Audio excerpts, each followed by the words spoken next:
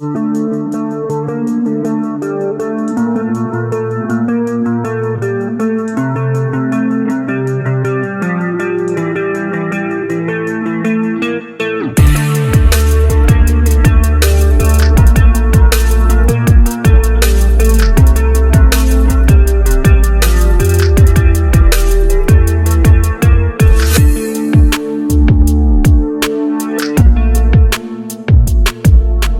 going on, Cowboys fans? Welcome to J Sports. Make sure you like, comment, share, and subscribe to the channel, and press that post notification bell so you never miss another one of these videos. Now, we're going to do our preview and injury report and analysis and predictions and all of that for the game against the Washington no-names, the Washington football team. And they're going to have to change their name soon, according to Oscar Montiel. Now, they're really going to have to do something here. Now, the Cowboys are going against Washington at their place, at Washington's home stadium, and they're still good. You know, they've lost a couple of games, so they're climbing up from those 2 out of 3 losses. And they're going against a suddenly crazy hot Washington team that has finally decided to wake up suddenly. Now, Dallas is in position to win the NFC East. If they win this game, that's a wrap. They win the NFC East, and now Washington has to hunt, for the playoffs. Basically, fight to get in the playoffs. Dallas would already be in. Now, it was supposed to be over last week, but surprisingly, stunningly, Washington beat the Raiders, making Dallas have to play a little more to win the division. So now they have 5 games. So there you go. Now let's look at the Dallas record so far. They lost in Denver, came back against Atlanta, obliterated them.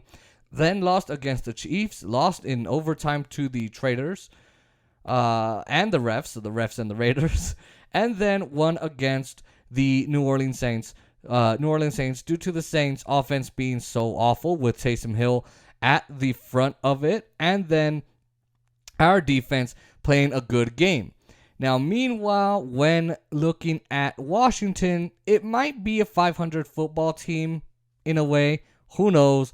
But they lost against the Chargers, beat the Giants, lose to the Bills, beat the Falcons, and then we have 2 different 4-game swings here for Dallas. So week 5, they lose against the Saints, then lose against the Saints. Don't know how they do that. That was when they still had Winston, or whatever his name is, Winston, Jameis Winston.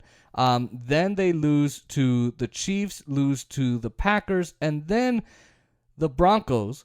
But since then, they've gotten good. They upset the Bucs in a bad game that really the Bucs should have won, but they didn't. So there you go, Tom Brady. And they beat the Panthers narrowly, so Cam Newton and the Panthers. And then they won 2 straight close 17-5 and 17-15 games against Seattle, the Seattle Seahawks, and the Raiders. It is time to win the NFC East, I must say. They should win the division unless they choke.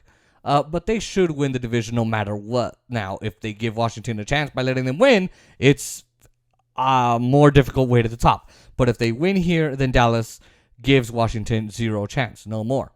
Now, let's look at some returns that are happening. Randy Gregory is possibly returning, more than likely, possibly, hopefully. Randy Gregory is set to return at some time this week. Hopefully he has. He's been battling a calf injury. And Stephen Jones and the rest of the Cowboys are publicly saying, he's going to play, he's going to return. That's our plan, to play against Washington, for him to play against Washington. We'll see, honestly. We'll see how practice keeps going this week.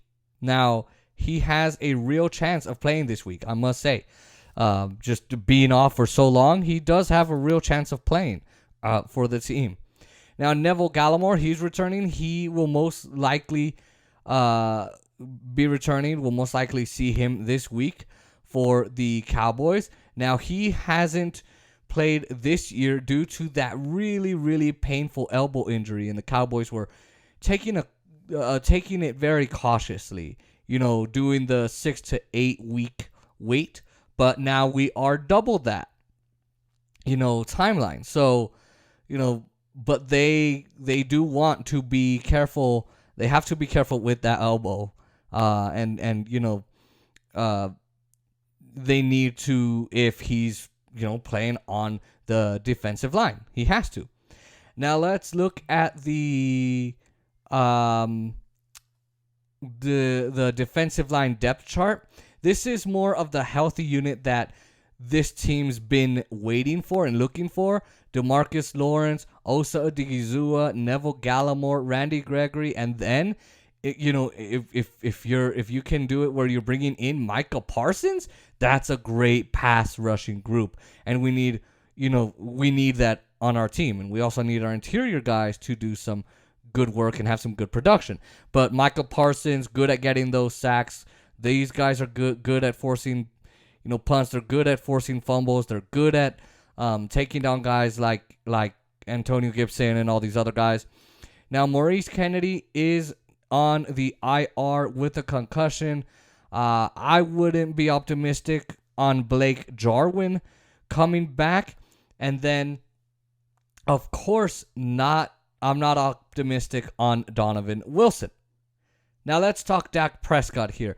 He owns the Washington football team, just like he owns the rest of the NFC East. Now, listen, last year, Washington came and obliterated the Cowboys. Pretty much feasted on the Cowboys in Thanksgiving and then at home. This is a completely different Dallas team with a different defensive coordinator, and last year they went against Andy Dalton because Dak was injured. So I would be careful not to be that cocky if I was Washington, especially because in 8 career games against Washington, Dak is 7-1. He's completed 69.2% of his passes at 8.2 yards per attempt, 13 touchdowns, 1 interception. Oh, and I also said this on our live stream. He also has 244 yards on the ground and 4 rushing touchdowns. He's always owned the NFC East. It is his kingdom. It is his throne. And that needs to continue as the season goes on and continues on forward. And against this next guy, Taylor Heinicke, yeah. I'm not sure how he's going to do, but I'm pretty sure Dak can figure him out. Now let's talk Taylor Heinicke. He's the quarterback for Washington, the QB. He's been pretty solid recently. He's not the best quarterback in the NFL, really, but he's an NFL quarterback, to say the least, nonetheless. Now, he's completed just under 68% of his passes, 2,800 yards, but he's also got a lot of turnovers. He's good at that. He's had a lot of dropped opportunities. His QBR is just above average as well. And like Oscar Montiel said, he's good at playing the game. If he's not trying to be Mr. Perfection, if he's not trying to, be the guy to save the day, and then he does an incomplete pass, a silly pass, Trayvon Diggs or Brown or Parsons or some guy out there gets it and then gets the interception, and there's the game. Or they get a pick six. Dallas gets a pick six out of it, and there's the game, and Dallas is done with the NFC East. They won it, and Washington's terrible. So Dak just needs to watch out for that. Now, they say he's like Ryan Fitzpatrick, and where he's kind of like that guy who, if he's on your team, he can do some crazy things that can lead to some good plays. Or if he's not on your team, he can do that thing, and he can lead to some good plays. But if he's on your team, he scares you because he can also have some really bad moments. So let me know in the comments if you're a Washington fan. Does he remind you of Ryan Fitzpatrick? Or even if you're a Dallas fan. Because, Dallas, yeah. Now, things to watch out for. We heard a lot about Antonio Gibson and J.D. McKissick from Oscar Montiel, especially on the live stream. Logan Thomas has avoided an ACL tear. Landon Collins is possibly set to come back. Haven't heard that much yet. Now, with people like Antonio Gibson, our linebackers like Leighton Vander Esch, LVE, and Keanu Neal need to be better than they've been, in the past.